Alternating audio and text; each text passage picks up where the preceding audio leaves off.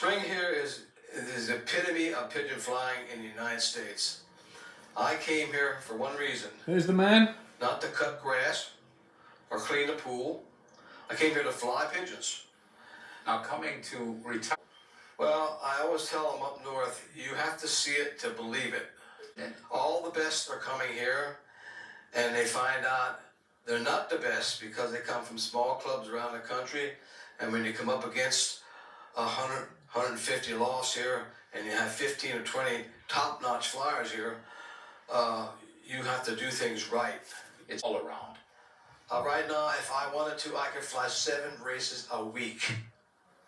I could fly 80 young bird races in 4 different clubs.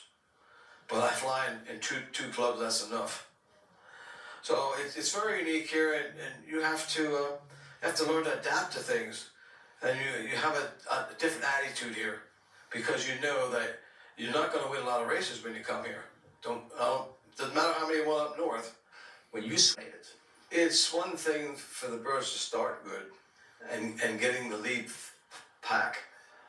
But when they come to the finish line, if you don't have them trained to go right down and right in without shaking a feed can or whistling or doing anything, Boom. you did it all for nothing. and not the other birds. I've There you had go. 20 races where I lost by less than 10 seconds. And that's a circle around the loft or landing here, and instead of going in, they stand here and they have to walk over and chase them in. We were fortunate to be The biggest thing the Belgians, they'd have to learn the methods we have here. We have much faster trapping here. We have a dropper system for our pigeons. We have a fence on our roof where the bird doesn't land on the roof and then look down over the edge. It lands on the scanning pad and goes in, or you didn't win. As far as the finish line, as far as people trapping, of course there are a number of people that, I say number, many people that trap very well. The one that I know I cannot beat is Randall Berkey. He lives only, let's say, a block behind me. If our birds are together, there's no way I could beat Randall. Randall will see the pigeons coming from approximately a mile because he's up on a hill.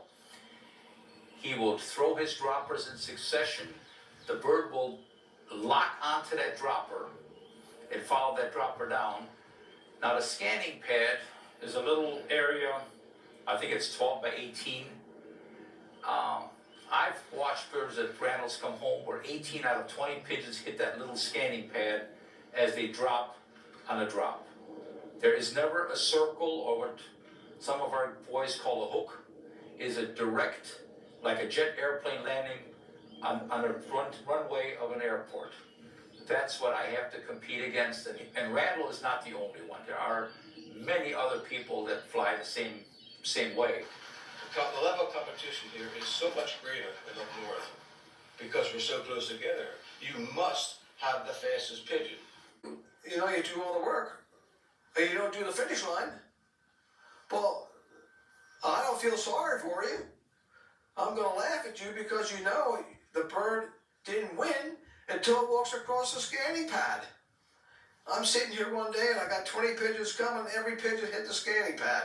One run effort, just kept diving for the pad. How do you do that? I said, you have to have control. You can't allow the pigeon to get the best of you, because once it does, you're done. 2 years ago, I couldn't get the birds to trap. They came home, and the whole flock, when they came home, wouldn't come down. They got a little barley. That afternoon, they got 4 tosses. They trapped well in the 4th toss. And then the next day, they got 6 more. The next day, for the rest of the season, and pigeons, no matter when they come, first, last, they just dove for the loft. It's just automatic. And it's repetition, just like teaching a child. Don't give them a little bit of feed. Throw some barley on the floor. That's all they get. Then take them training. When they come home, they can have water. They can have a little bit of barley. And if you do that for 5, 6, 7 times, the first couple days, the birds will trap. If you don't do your homework, then there's a price to be paid for it. And rather than do it, it takes perseverance, because pigeons are stubborn. They'll come home and they'll fly around, and then you take them out the second time, they'll come home and maybe they only make 1 trip around the loft. So you've got to take them again until they get in their head that they don't think about anything else but going in the loft. And it takes work. It takes perseverance. And a lot of people don't have the perseverance. They give up.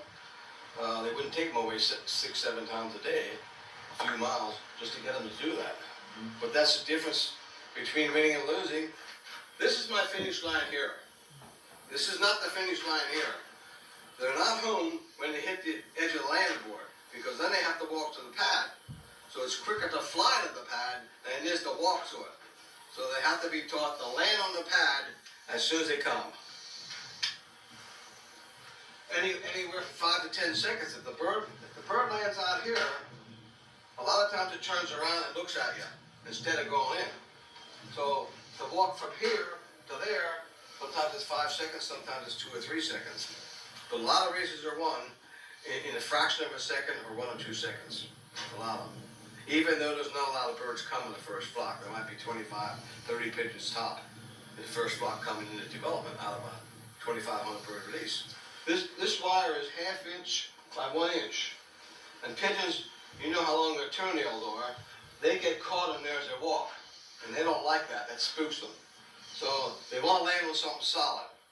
And I found out 5 years ago that if you put the pad there like that, they'll land on the pad every time if they're trained to do it. And it's very easy to train them. You just have to keep them a little hungry. Yesterday, out of 22 pigeons, 18 landed on the pad. First 2 birds hit right on that pad. It's a matter of, they don't want to get their toenails caught in this fine wire, so they've got to land on the pad. So they just land there and right through the hole because they know there's feed waiting for them because it's a repetition thing. I'm coming. Do your talking with your pigeons instead of with your mouth, because then you won't have to retract what you said.